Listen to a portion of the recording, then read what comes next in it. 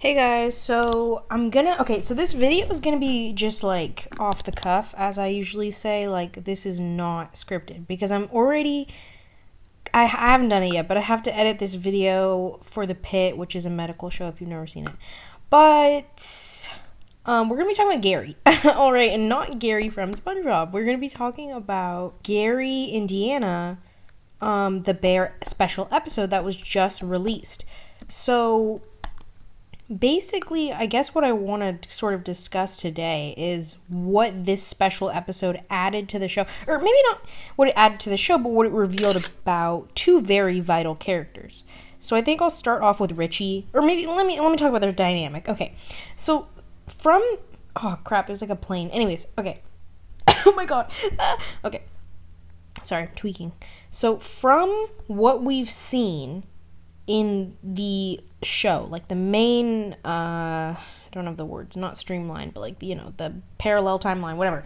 The main timeline is that Mikey, aka Carmi's older brother, right? So Mikey and Richie have a very, very close bond. Now, obviously, when the bear starts, Mikey died, like, I want to say, like, 2 years prior. He hasn't been gone that long, but yeah.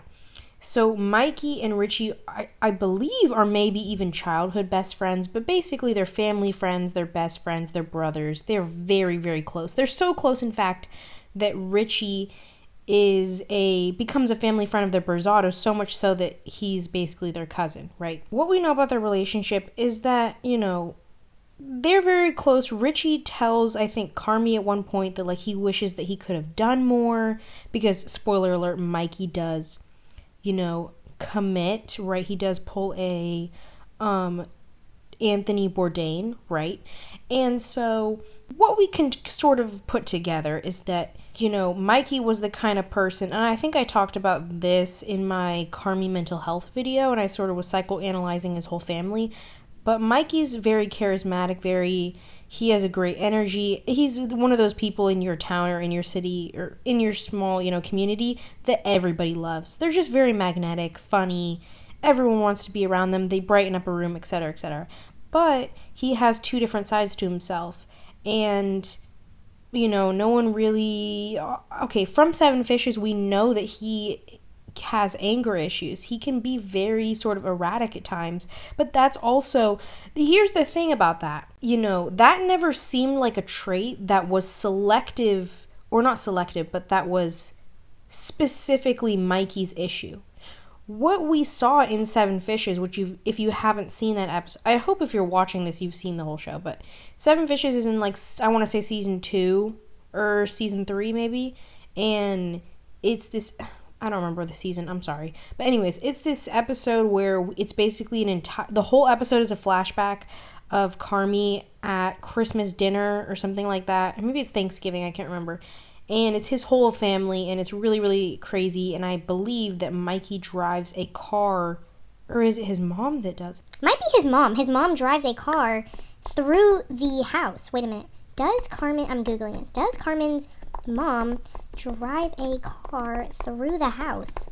I sound like a YouTuber, but I can't remember who I'm even thinking of. But anyways, it says yes. In season 2, episode 6, Carmi's mother drives her car through the front wall. Okay, so it was the mom. It was not Mikey. I apologize. So anyways, as I was saying, we can see this kind of erratic and, I don't want to call it crazy, but, mentally disturbed behavior. We can see it mirrored in each of Carmen's family members, not just Mikey. So that's why you might sort of overlook him and just be like, okay, well, he was a drug addict, he had a lot of mental health issues, just like the rest of the family, right? He committed an Anthony Bourdain. Are we really surprised, right? And he obviously didn't tell even his best friend Richie how he really felt. Because obviously if he had told Richie that he didn't want to live anymore, Richie would have tried to intervene and help him, right? And try to prevent that from happening, right? But that's not what ended up happening.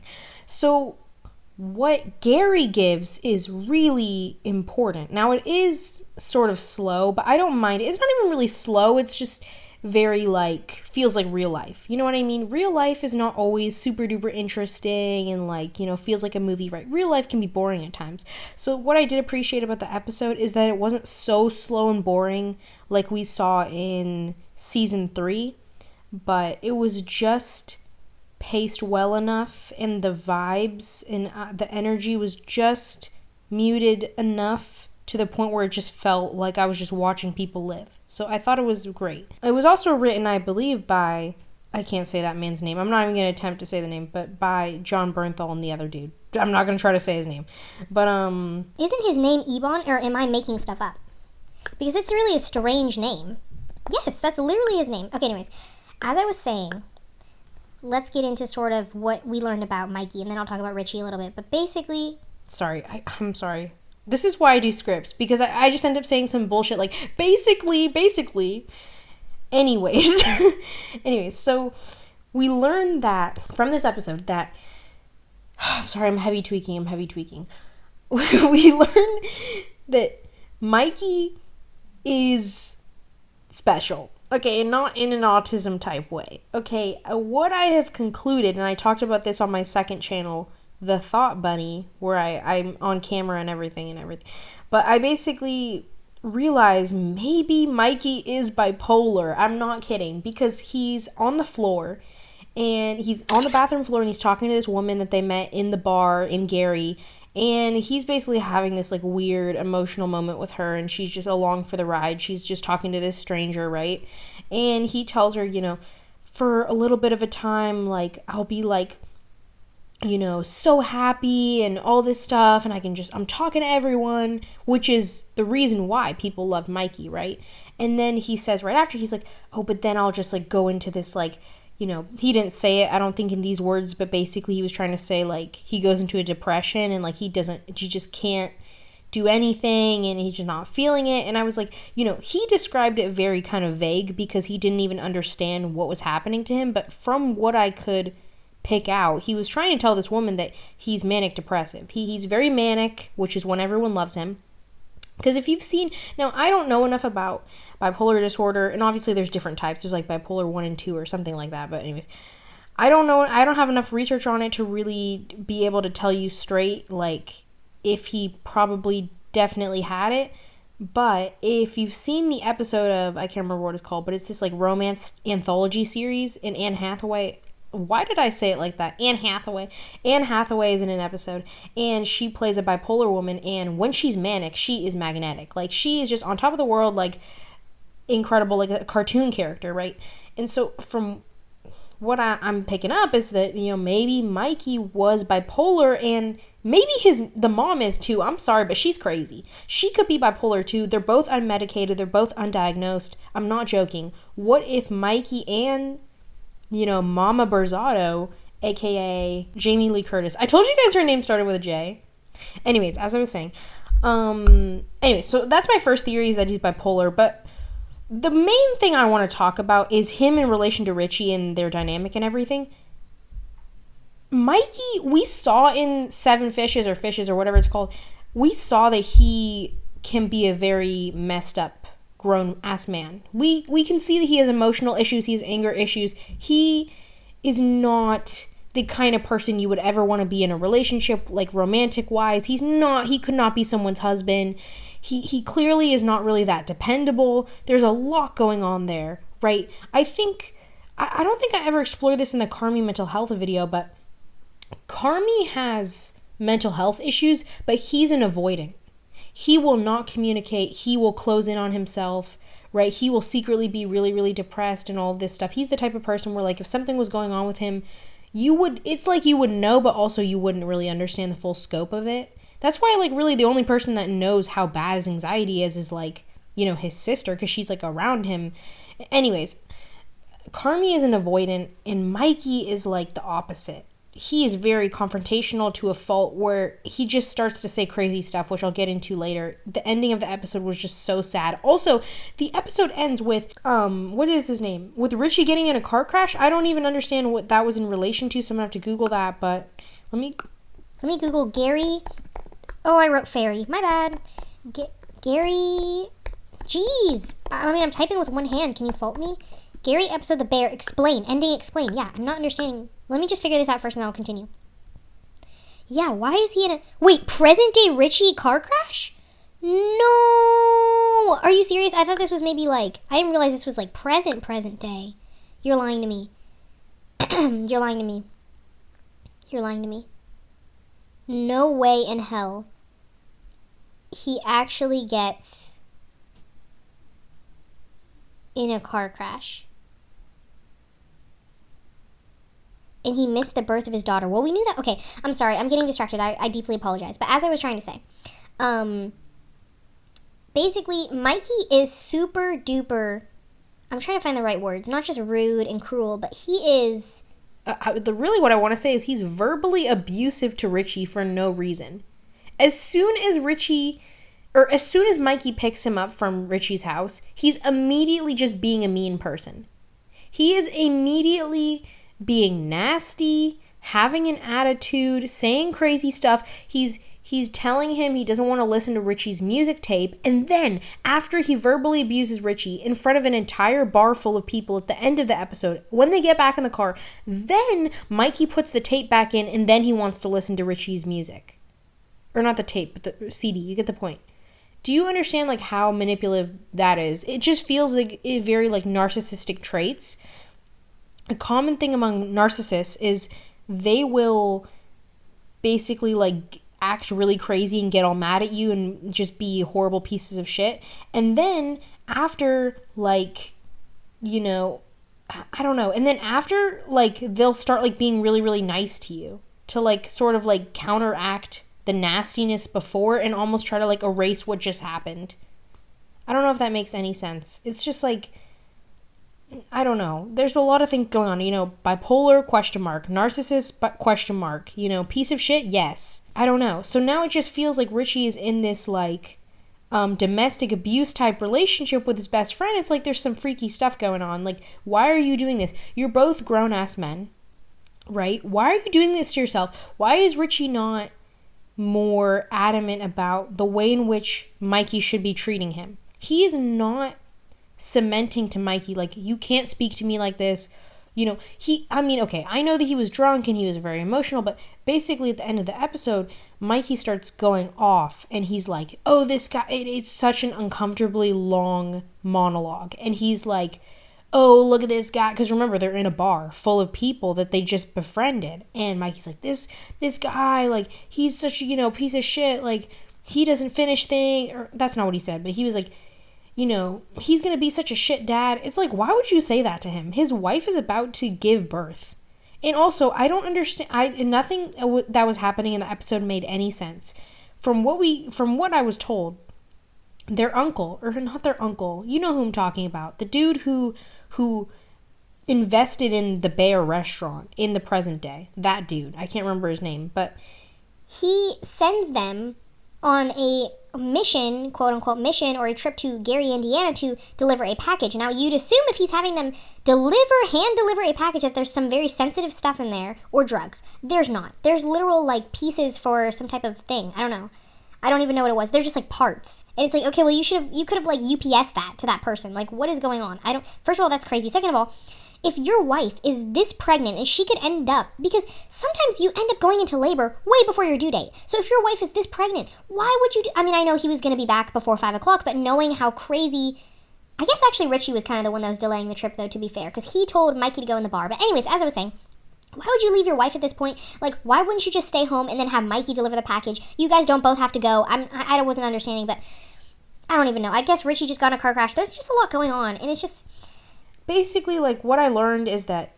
Oh, yeah, I wanted to kind of talk about Richie now. So, I'm done talking about Mikey. I don't even know. I can't really diagnose him, obviously, so, you know. But there's a lot deeper stuff going on. I can understand why he was unable to have a relationship with Carmen. I can completely understand. I don't even know. Oh, you know what? I've gathered some of my thoughts. The cogs in my brain are running and they're wheeling like a hamster, and I'm starting to understand. Okay, listen up. I know I've been rambling, but listen up.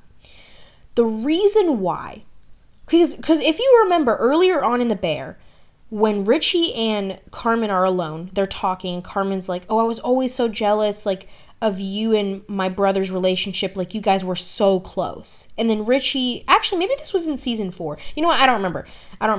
And then Richie tells Carmen, he tries to reassure him, and he's like, "No, like, he loved you so much. He admired you, yada yada," right? But the thing is, is that the reason why Mikey was closer to Richie than his brother, and the reason why he spent so much time with Richie, is because he wasn't afraid to be himself in front of Richie.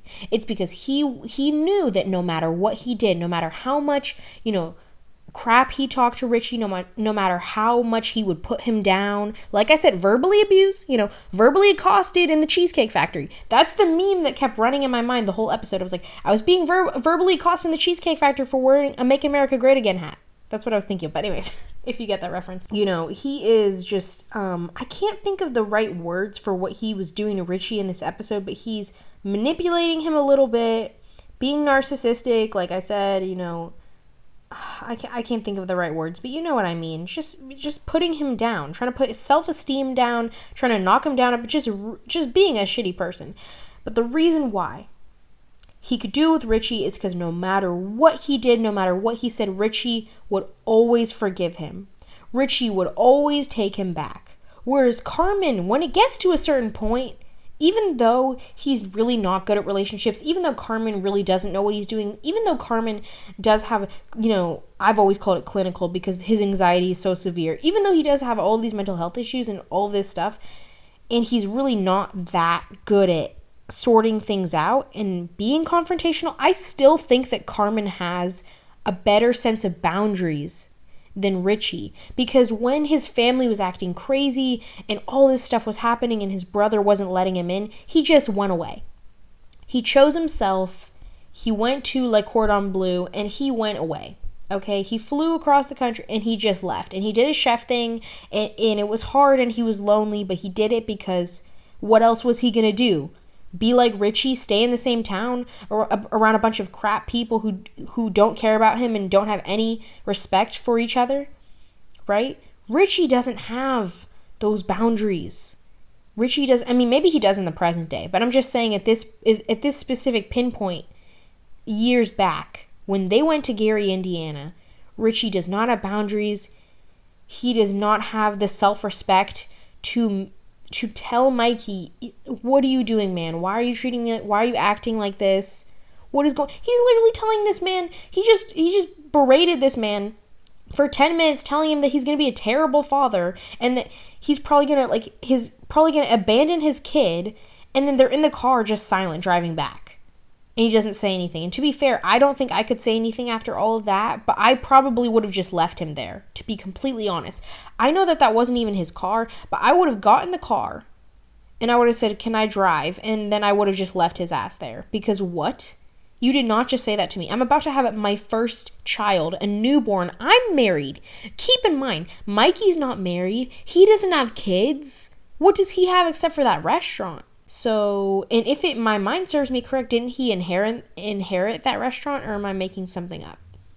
I can't even remember, but either way, it doesn't matter. You can't allow someone to treat you. Your best friend shouldn't be treating you like that. That's why, oh shit. Anyways, that's why why Richie has always played the role of the cousin, because only family members allow other, I'm not making any sense. The only time where people allow themselves to be abused like this is when it comes to family or domestic, like they're married. That is literally the only time where people allow themselves to be treated like that. Because, some people are in crazy, weird, abusive relationships with their friends, but most of the time they're not. Because with friends, it's very easy to just walk away. But Richie doesn't feel like he can walk away. He doesn't feel like he can stand up for himself. I mean, it's not that they don't fight. I'm sure they fought. But, setting a boundary means telling someone this is not okay, and then you walk away until they correct themselves. You don't tell them this is not okay, what are you doing? And then just keep standing there while they continue doing it. There has to be a history, a newfound history of them bettering themselves and them making better decisions and them treating you better consistently. That's how you set boundaries. It's follow through. Follow through. Something that Mikey doesn't understand, something that Richie didn't understand for a really long time. He only started following through and, trying to garner some kind of self-esteem in, I can't remember the name of the episode, but the episode that was all about Richie, where he was working at the restaurant. You guys know what I'm talking about. Y'all know what I'm talking about. Forks. I think it was called Forks. So, I don't even know. I mean, it's just, it was, I don't even know. It's like at the beginning, it was like weird, but still comforting. Especially because it's like supposed to be like 2009 or something. It's kind of just sweet like back then. But it just reminds you, I guess, of like childhood and just rolling around in the car with your friend. But then as it goes on, you realize how deeply disturbed Mikey is and how not okay he was. And I wouldn't even be surprised if part of the reason why he committed was because of how guilty he was about the person that he had become. Because there's a lot of people that are, have, I can't say the word, but basically like have ideation, but they know that they're not a crappy person. You know what I mean? You don't have to be a terrible person to want to peace out. But Mikey was genuinely kind of a bad person. So I'm sure that did not help. I'm not surprised that, honestly, I think it was a good thing that him and Carmen weren't close in their adult years, because he would have just stressed Carmen out. He would have just held him back, which is what he already knew. But they were just going to hold him back. And you know what? Carmen needed to fly his little wings and do his thing and then regroup, because these people are just toxic. The only person in that whole family that's not toxic is John Mulaney and Sugar. Dead ass. Those, and maybe the facts, I guess. Everybody else is toxic. Everybody else gotta go. Dead ass. And we still don't even know what happened to their dad. We still, to this day, we're about to be on season 5, the last season. We still don't know what happened to Carmen's dad. I guess I could have, I don't know what else I could have said about this episode. I feel like I articulated everything that I'm capable of articulating. But, I think we can expand on more things in the comments.